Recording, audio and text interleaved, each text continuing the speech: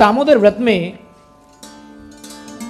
एक दिया आपने अगर ठाकुर जी को दिखाए, जब कोई कार्तिक महीने में दीपदान करता है तो उसके हजारों लाखों जन्मों के पाप पलक झपकते ही क्या हो जाते हैं, समाप्त हो जाते हैं।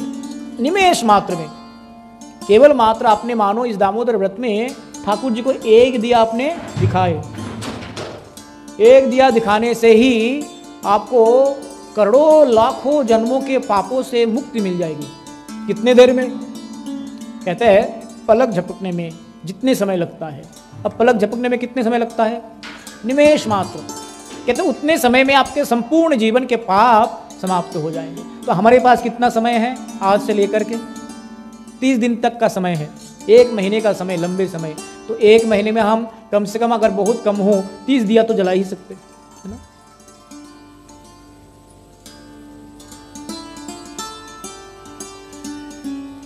कार्तिक महीने के दौरान दीपदान करने से, सूर्य ग्रहण के दौरान कुरुक्षेत्र में स्नान करने या चंद्र ग्रहण के दौरान नर्मदा नदी में स्नान करने से प्राप्त फल करोड़ों गुना अधिक पुण्य प्राप्त होता है। सूर्य ग्रहण के समय, जब सूर्य ग्रहण होता है ना, या चंद्र ग्रहण, ग्रहण के समय वो एक ऐसा समय है, उस ग्रहण के समय में आप जितने भी धार्मिक कार्य करेंगे उसका फल अधिक अधिक प्राप्त होते हैं हमें। सूर्य ग्रहण, चंद्र ग्रहण है, तो ऐसे में या फिर कुरुक्षेत्र में स्नान करने का भी अधिक फल मिलता है। कुरुक्षेत्र क्योंकि वो धर्म क्षेत्र है, वहाँ पर बहुत से धार्मिक क्रियाएं, धार्मिक यज्ञ किए गए हैं। धार्मिक क्रियाएं करते करते वो भूमि इतना पवित्र हो गया कि उसका नाम ही पड़ गया धर्म क्षेत्र, है ना। तो कुरुक्षेत्र में स्नान करने का भी अपने आप में बहुत बड़ा महत्व है। या फिर माघ महीने में प्रयागराज में स्नान करने से जो फल प्राप्त होता है, माघ महीने में प्रयागराज में क्या होता है, 1 महीने तक का मेले लगते हैं। वहाँ पर सभी संत महात्मा 1 महीने के लिए सब विराजमान होते हैं और साधना, तप, तपस्या आदि करते हैं। तो माघ महीने में प्रयागराज में स्नान करने से जो फल प्राप्त होता है, या फिर सूर्य ग्रहण, चंद्र ग्रहण के दौरान जब आप दान देते हो उसका जो फलदान प्राप्त होता है, या फिर नर्मदा नदी में स्नान करने से जो फल प्राप्त होता है। नर्मदा हर हर नर्मदे, है ना। जैसे हमारे गिरिराज जी की परिक्रमा होती है ना, ऐसे नर्मदा जी की परिक्रमा होती है। बड़े लंबी परिक्रमा है नर्मदा जी की। नर्मदा नदी अपने आप में बहुत पवित्र है, इतना पवित्र है कि इसीलिए हम जब जल पवित्र करते हैं ना, जब संध्या वंदना आदि करते हैं हम, तो संध्या वंदना करते समय गंगा जल से आचमन करने का विधान शास्त्र में दिया है ना। अब गंगा जी हमारे यहाँ थोड़ी ना है, दिल्ली में कहा है यमुना जी है, वो भी बुरी हालत में है यमुना जी, है ना।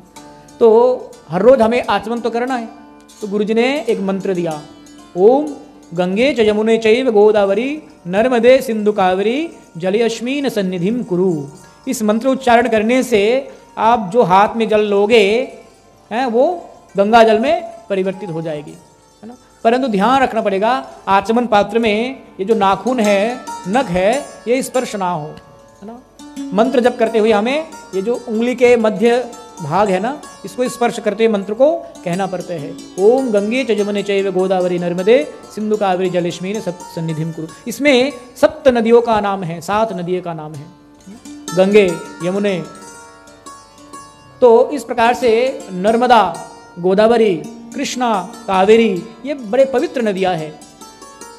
इन नदियों में स्नान करने से अपने आप में बहुत फल प्राप्त होता है। तो कहते कि ऐसे बड़े से बड़े पुण्यों का फल आप केवल मात्र एक दीपदान से ही प्राप्त कर सकते हो।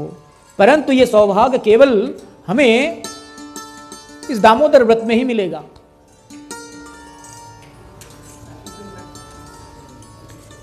हे ऋषियों में व्यग्र, जो व्यक्ति इस प्रकार घी या तिल के तेल से जलने वाला दीपक अर्पित करता है, उसके लिए अश्वमेध यज्ञ करने से भी अधिक फल प्राप्त होता है।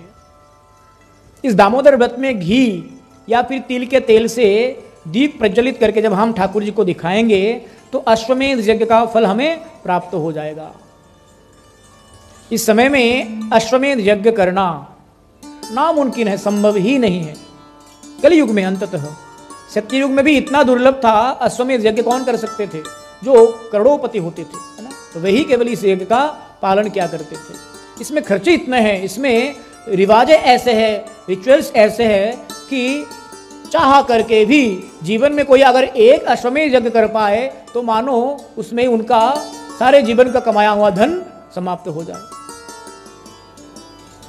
तो इसीलिए इस कलयुग में भी अगर आप अश्वमेध यज्ञ का फल प्राप्त करना चाहते हो तो केवल मात्र एक घी से बना हुआ जोत को आप ठाकुर जी के चरणों में, और ये भी एक अपने आप में एक विज्ञान है कि जैसे हम दिया दिखाते हैं ना ठाकुर जी को, दीप दिखाते हैं, इसका भी अपने आप में एक विधान है।